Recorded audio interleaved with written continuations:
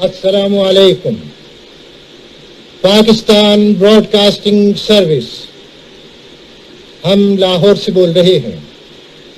13 और 14 अगस्त सन 47 ईस्वी की दरमियानी रात 12 बजे है। तुलुए सुबह आज़ादी।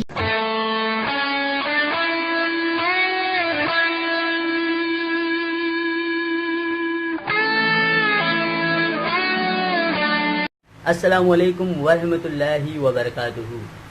बिस्मिल्लाहिर्रहमानिर्रहीम। लहू मुल्कु समावाति वल अर्दी युही व युमीतु व हुवा अला कुल्लि शैइन क़दीर। आसमाननि ऐं ज़मीन जी सल्तनत उन जे लाइ आहे। हू ज़िंदगी ऐं मौत ॾींदो आहे ऐं हू हर शइ ते क़ादिर आहे। सल्तनत। छा पाकिस्तान हिकु आज़ादु रियासत आहे या वापसि पाकिस्तान जी जेको डोरियूं आहिनि उहे अञा बि ॿिए कंहिंजे हथ में आहिनि? असां फिज़िकली तौर ते त आज़ादु आहियूं, मगर लॉजिकली तौर ते अञा बि कंहिंजे न कंहिंजे हेठि आहियूं, जेको असांखे कर्ज़े जे बुनियाद ते तरक़ी नथो करणु ॾिए ऐं अॻियां वधणु नथो ॾिए। ॾिसंदासीं वीडियो। IMF जो मतिलबु आहे इंटरनेशनल मॉनेटरी फंड।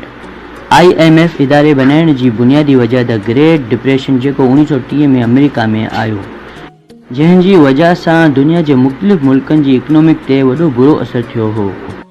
IMF जो मेन कमु इहो आहे त दुनिया जी करेंसीअ जे एक्सचेंज रेट खे मॉनिटर कयो वञे, इंटरनेशनल ट्रेड खे आसान बनायो वञे ताकी मुल्कनि जी पाइदार तरक़ी थिए ऐं दुनिया जे मुल्कनि जी इकनॉमिक खे नए आइडियाज़ सां डेवलप कयो वञे। अगरि मिसाल जे तौर ते पाकिस्तान जी इकनॉमिक कंडीशन डाउन थी वञे थी त इन जो इफेक्ट सिर्फ़ पाकिस्तान ते न थींदो, बल्कि पाकिस्तान सां जेको मुल्क बि तिजारत करे थो उन्हनि मुल्कनि जी इकनॉमिक्स ते बि वॾो बुरो असरु पवंदो ऐं जेका इन्हनि मुल्कनि सां तिजारत कनि पिया उन्हनि ते बि वॾो बुरो असरु पवंदो। इन तरह इन जो असरु पूरी दुनिया में थींदो ऐं हीउ दुनिया जे लाइ ठीकु न हो। अचण वारे वक़्त में अहिड़े डिप्रेशन ऐं इकनॉमिकल क्राइसिस सां बचण जे लाइ IMF जो इदारो बनायो वियो। अचो थोरो पोयां वञी IMF जी हिस्ट्री मालूम कयूं था। वर्ल्ड वॉर 2 खां बाद यूरोपियन मुल्कनि जी इकनॉमिक खे वॾो नुक़सानु थियो।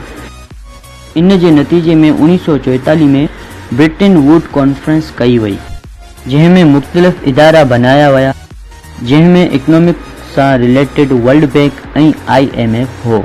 27 दिसंबर 1945 में 29 मुल्कनि जी मेंबरशिप हुई। हाणे IMF में 199 मुल्कनि जा मेंबर आहिनि। IMF उन्हनि मुल्कनि जी मदद कंदो आहे जिन मुल्कनि जी इकनॉमिक्स ठप थियण वारी हूंदी आहे ताकी उन्हनि मुल्कनि जी किरल इकनॉमिक स्टेबल थी वञे। IMF कंहिं बि मेंबर कंट्री खे लोन ॾींदो आहे त उनखे कंडीशनलिटी ऐं स्ट्रक्चरल एडजस्टमेंट प्रोग्राम खे फॉलो करणो पवंदो। जॾहिं बि IMF कंहिं मुल्क खे लोन ॾींदो आहे त कुझु कंडीशनियूं उन जे अॻियां रखंदो आहे, जीअं त उन मुल्क जूं इकनॉमिक पॉलिसियूं जेकियूं आहिनि उहे IMF जे अॻियां रखणियूं पवंदियूं ऐं IMF हीउ डिसाइड कंदो त जेको पैसो ही जारी कंदो उहो कहिड़ी जॻह ते ख़र्च थींदो ऐं उन जी इकनॉमिक पॉलिसी कहिड़ी हूंदी ऐं कहिड़ी तरीक़े सां पैसो रिकवर करणो ऐं कहिड़ी जॻह ते टैक्स वधाइणो आहे।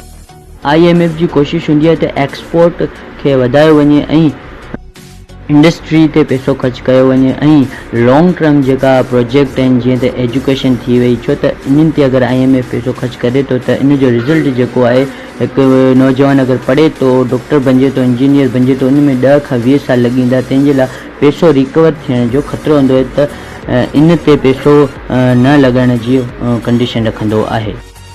तव्हां ॾिसंदा त पाकिस्तान में हर चीज़ जी क़ीमत वधी पई आहे ऐं हर शइ ते टैक्स लॻो पियो आहे। हर जॻह ते तव्हांखे टैक्स ई टैक्स नज़र ईंदो। बेसिकली IMF जॾहिं बि कंहिं कंट्री खे लोन ॾींदो आहे त ग़रीब माण्हू सभिनी खां ज़्यादा सर्वाइव कंदो आहे, छो त टैक्स जी सूरत में उन्हनि मां ई पैसो कढणो पवंदो आहे। पोइ उहो पैसो लोन जे मथां जेको इंट्रस्ट आहे उन जी किस्त भरण में लॻी वेंदो आहे। IMF कंहिं मुल्क खे लोन ॾींदो त उन मुल्क जी करेंसी जी वैल्यू जेकी आहे उहा घटि थी वेंदी आहे, जंहिंखे डीवैल्यूएशन ऑफ करेंसी चइबो आहे। उन खां पोइ रिड्यूस गवर्नमेंट एक्सपेंडिचर, जंहिंमें IMF चवंदो आहे त गवर्नमेंट कम सां कम ख़र्चो करे। जॾहिं गवर्नमेंट कहिड़ो क़दम न खणंदी, कहिड़ो कम न कंदी त उन जा ख़र्चा पाणे कम थी वेंदा ऐं प्राइवेटाइज़ेशन ते ज़्यादा फोकस कयो वेंदो। उन लाइ ज़्यादा तवजो ॾेई वेंदी त गवर्नमेंट जी तरफ़ां जेकी एम्प्लॉयमेंट हूंदी उहा कम थी वेंदी ऐं माण्हुनि खे अनएम्प्लॉयमेंट जो सामनो करणो पवंदो। बेसिकली इन खे conditionality and structural adjustment program चइबो आहे, जंहिंखे फॉलो करे को कंट्री IMF खां लोन वठी सघे थो। सवाल ही पैदा थिए थो त IMF जो इदारो पूरी दुनिया जे लाइ आहे, त पोइ IMF अमेरिका जे फ़ाइदे ऐं यूरोपीय मुल्कनि खे ज़्यादा तरजीह छो थो ॾे। इन सवाल जो जवाबु मालूम करण लाइ पहिरियां ई मालूम करणो पवंदो त IMF वटि पैसो किथां थो अचे। IMF इन्वेस्टमेंट वठंदो आहे पूरी दुनिया में जेका IMF जा मेंबर मुल्क आहिनि उन्हनि खां। IMF जा मेंबर मुल्क पैसा डिपॉज़िट कंदा आहिनि IMF में एज़ अ इन्वेस्टमेंट।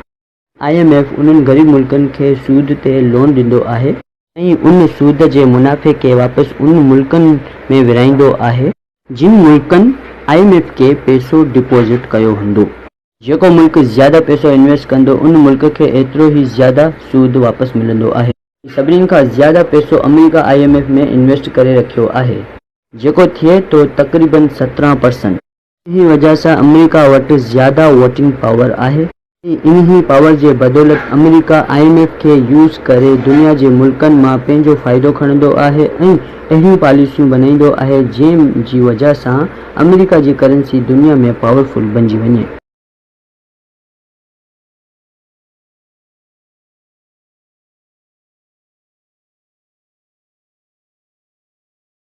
मथे ॾिनल लिंक खे क्लिक करे YouTube ते असांजे चैनल सिंध सां दिलि खे लाइक कयो, सब्सक्राइब कयो ऐं बेल आइकन ते क्लिक कयो। महिरबानी।